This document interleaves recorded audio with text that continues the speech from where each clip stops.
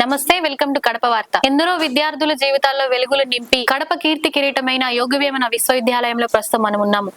ఈ యూనివర్సిటీలో జరిగే అకాడమిక్ విషయాల గురించి మనకు తెలియజేయడం కోసం యూనివర్సిటీ వైస్ ఛాన్సలర్ చింతా సుధాకర్ గారు మనతో ఉన్నారు. ఆయనతో మాట్లాడి మరిన్ని వివరాలు తెలుసుకుందాం. నమస్తే సార్. నమస్తే అమ్మా. సార్, ఈ యూనివర్సిటీ ప్రారంభించి 2 దశాబ్దాలు అవుతుంది. అభివృద్ధి గురించి తెలియజేయండి. ముందుగా యోగవేమన విశ్వవిద్యాలయం 2006లో స్థాపించబడింది. దివంగత ముఖ్యమంత్రి గారు వైఎస్ రాజశేఖర రెడ్డి గారి ఆధ్వర్యంలో ప్రతి జిల్లాకు ఒక విశ్వవిద్యాలయం స్థాపించాలనే కృతనిశ్చయంతో ఆయన ముఖ్యమంత్రిగా ఉన్నప్పుడు ఈ కడప జిల్లాలో యోగవేమన విశ్వవిద్యాలయం స్థాపించడం జరిగింది. కడపలో యోగవేమన విశ్వవిద్యాలయం వచ్చింది. సార్, ఫ్యాకల్టీ ఎంతమంది ఉన్నారు? ఫ్యాకల్టీ కొరత ఏమైనా ఉందా? మాకు గవర్నమెంట్ ఆఫ్ ఆంధ్రప్రదేశ్ ఒరిజినల్ గా మాకు 220 పోస్టులు దాకా శాంక్షన్ చేశారు.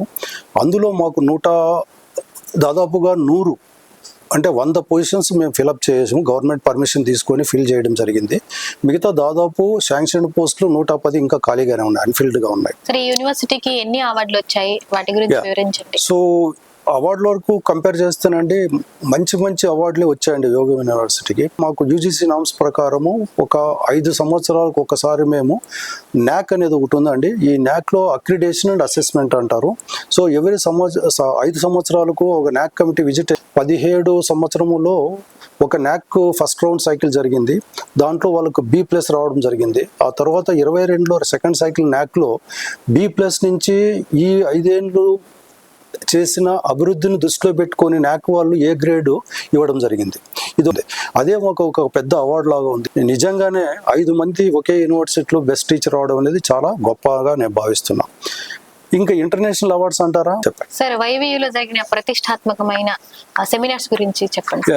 ఇప్పుడు వెరీ రీసెంట్ గా వచ్చి మేము ఒక బయో ఎనర్జీ అని చెప్పి ఒక మంచి సెమినార్ జరిగింది. అది ఇంటర్నేషనల్ సెమినార్ లెవెల్లో చేసాం మేము. సార్, మీ యూనివర్సిటీలోని స్టూడెంట్స్ చేసిన ఒక గొప్ప ఎక్స్పెరిమెంట్ గురించి తెలియజేయండి. మాకు అన్ని డిపార్ట్మెంట్లో మంచి స్టూడెంట్స్ ఉన్నారండి. రీసెర్చ్ పరంగా మా స్కాలర్స్ పరిశోధక విద్యార్థులు మాత్రము అంటే నేషనల్ స్టాండర్డ్స్ కాకుండా ఇంటర్నేషనల్ స్టాండర్డ్స్కి రీచ్ అవుతున్నారు. స్టూడెంట్స్ కానీ మా స్టాఫ్ కానీ ఇంటర్నేషనల్ పబ్లికేషన్ అనేది ఒక పెద్ద గుర్తింపు. సో ఇందులో ఈ డిపార్ట్మెంట్లో ఈ యూనివర్సిటీలో ఉన్న కొన్ని డిపార్ట్మెంట్స్, నానో టెక్నాలజీ అనుకోండి, కెమిస్ట్రీ కానీ, ఫిజిక్స్ కానీ, లైఫ్ సైన్సెస్, ఆల్ డిపార్ట్మెంట్స్లో మంచి పబ్లికేషన్స్, పెద్ద జర్నల్స్లో పెద్ద ఇంపాక్ట్ ఉన్న జర్నల్స్ రావడం అనేది నిజంగానే అది ఒక గొప్ప కార్యం. సార్, యోగవేమన యూనివర్సిటీకి తిరుపతి పద్మావతి యూనివర్సిటీకి మధ్య ఒప్పందం జరిగింది. ఆ ఒప్పందం గురించి చెప్పండి సార్. ఇక్కడ యోగ యూనివర్సిటీలో గత 5 సంవత్సరాల్లో ఒక ఐటీ హబ్ అనేది, ఒక నెట్వర్కింగ్ ఫెసిలిటీ అనేది డెవలప్ చేశాం. ఇందులో ఏంటంటే మొదటగా వైవియు ఒక సర్వీస్ ప్రొవైడర్ని ఎంచుకొని మాకు కావాల్సిన అప్లికేషన్స్ కానీ లేకుంటే మాకు వేరియస్ మేనేజ్మెంట్ సిస్టమ్ కానీ మేము డెవలప్ చేయడం జరిగింది. దానికి ఆ సర్వీస్ ప్రొవైడరు వైవియుని ప్రత్యేకంగా గుర్తిస్తూ ఇక్కడ ఉన్న వసతులన్నీ తీసుకొని ఆయన ఒక ఐటీ హబ్ స్థాపించి మీకు అన్ని మేనేజ్మెంట్ సిస్టమ్స్ మేము చేసి పెడతాము. ఫ్యూచర్లో ఏదైనా యూనివర్సిటీకి ఏ అప్లికేషన్ కావాలనుకున్నా కానీ మీ ద్వారా, మీ ఎంఓయూ ద్వారా చేసుకుంటే యూనివర్సిటీకి కూడా మంచి పేరు వస్తుంది. అదేవిధంగా ఒక ఐటీ హబ్ బాగా స్ట్రెంగ్తన్ చేయొచ్చు అనే ఉద్దేశంతో ఈ ఎడ్యుకేషన్ సిస్టంలో వేరియస్ అప్లికేషన్స్ ఉంటాయి. ఒక ఇన్స్టిట్యూట్ రన్ చేయాలనుకుంటే అది టెక్నికల్లీ ఇప్పుడు మాన్యువల్ కన్నా టెక్నికల్గా చాలామంది ఆధారపడతాము. మాకు ఒక ఎగ్జామినేషన్ సిస్టమ్ ఉందనుకోండి, అంతా యాక్చువల్గా అదంతా everything will be look into the particular వెబ్సైట్లోనే ఉండిపోతుంది. ఆ నెట్వర్క్ అనేది కంప్లీట్గా ఆల్ డిపార్ట్మెంట్కి యాక్సెస్ అయి ఉంటుంది. ప్రతిదీ కూడా ఆ నెట్వర్కింగ్ ఫెసిలిటీ వాళ్ళు చూస్తూ దాన్ని ముందుకు తీసుకెళ్తారు. ఇలాగే కాకుండా ఒక హాస్టల్ మేనేజ్మెంట్ సిస్టమ్ కానీ, ప్రిన్సిపల్కు ఉన్న మేనేజ్మెంట్ సిస్టమ్ కానీ, అఫిలియేటెడ్ కాలేజ్ డెవలప్మెంట్ కౌన్సిల్లో కానీ, రీసెర్చ్ అండ్ డెవలప్మెంటల్ యాక్టివిటీస్ కానీ, ఇవన్నిటికి కూడా మేము సాఫ్ట్వేర్ యూజ్ చేసుకొని అప్లికేషన్ డెవలప్ చేసుకొని దాన్ని అప్డేట్ చేసుకోవడము, అది కావాల్సిన వాళ్ళకు ఈజీగా యాక్సెస్ ఇవ్వడము పబ్లిక్ డొమైన్లో ఉంటుంది. ఏ ఇన్ఫర్మేషన్ కావాలనుకున్నా కానీ పబ్లిక్లో ఈజీగా చూడొచ్చు. అదేవిధంగా ఇక్కడ మేము ఏ డిపార్ట్మెంట్కి ఏ అవసరం వచ్చినా కానీ త్రూ ఇంటర్నెట్ వచ్చేసి వాళ్ళు రిక్వెస్ట్ రేజ్ చేయగలిగితే త్రూ నెట్వర్క్ నుంచినే మేము వాళ్ళకి ఆన్సర్స్ ఇస్తాము. ఏ కావాలనే సజెషన్స్ అన్ని ప్రొవైడ్ చేస్తాం. సో ఎగ్జామినేషన్ సిస్టమ్ అందులో పెద్ద సిస్టమ్ అనేది, ఎందుకంటే చాలా కాన్ఫిడెన్షియల్ వర్క్స్ జరగాలి ఉంటాయి. ఎగ్జామినేషన్స్ అనేది continuous process in any educational institution. మాన్యువల్గా చేయడం అనేప్పుడు కొంచెం మాన్యువల్ ఎర్రర్స్ వస్తాయి. ఇలాంటి ఒక ప్రోగ్రామ్ డెవలప్ చేసుకొని అప్లికేషన్ యూజ్ చేయడం వల్ల చాలా పనిభారం తగ్గుతుంది, యాక్యురసీ కూడా పెరుగుతుంది. ఇలాంటి పరిస్థితుల్లో పద్మావతి మహిళా యూనివర్సిటీ వాళ్ళు మమ్మల్ని అడగడం జరిగింది. వాళ్ళకు ఏదో ఒక అప్లికేషన్ కావాల్సి వచ్చింది.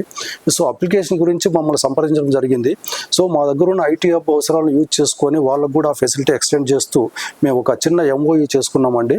ఇది గొప్పదే. సరే, యోగవేమన యూనివర్సిటీ యొక్క ఫ్యూచర్ ప్లాన్స్ ఏంటి? మాకు ఇట్స్ లాంగ్ విజన్ అండి. Any institution short term visions ఉండవు. ఎందుకంటే institution is ever growing and ever developing. So your vice chancellor may come and go, maybe registrar may be changed, but university is for ever.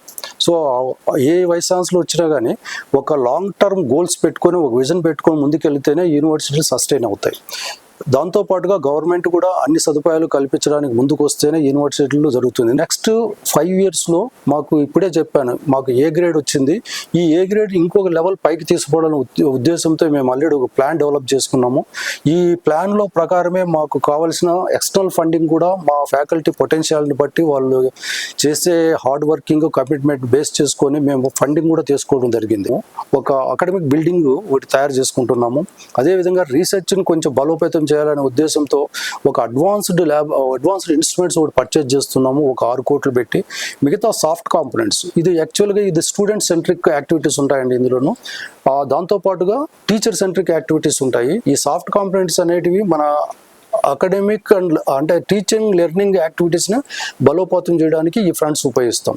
Advanced facilities, laboratories develop చేయడం జరుగుతుంది. So ఈ soft components మీద టీచర్స్కి మేము training ఇస్తున్నాము, అదేవిధంగా స్టూడెంట్స్కి కూడా ట్రైనింగ్ ఇస్తున్నాము. కొత్త NEP 2020 బేస్ చేసుకొని చాలా రిఫార్మ్స్ చేస్తున్నాం. ఇవన్నీ ముందుకు వస్తే నెక్స్ట్ 5 yearsలో యూనివర్సిటీ ఒక నేషనల్ రెప్యూటెడ్ యూనివర్సిటీగా తయారని చెప్పడానికి నాకు ఎటువంటి సందేహం లేదు. సార్, మీ యొక్క విలువైన సమయాన్ని మా కోసం కేటాయించినందుకు thank you so much sir. ఇంకొకసారి కడప వార్త వాళ్ళకి నమస్కారం తెలుసుకుంటూ చాలా సంతోషం అండి. కడప వార్త వాళ్ళు యూనివర్సిటీ సందర్శించి నాతో ఇంటర్వ్యూ తీసుకోవడం మరొకసారి అందరికీ కృతజ్ఞత తెలుపుకుంటూ అభినందనలు తెలియజేస్తున్నాం. Thank you very much. Thank you sir.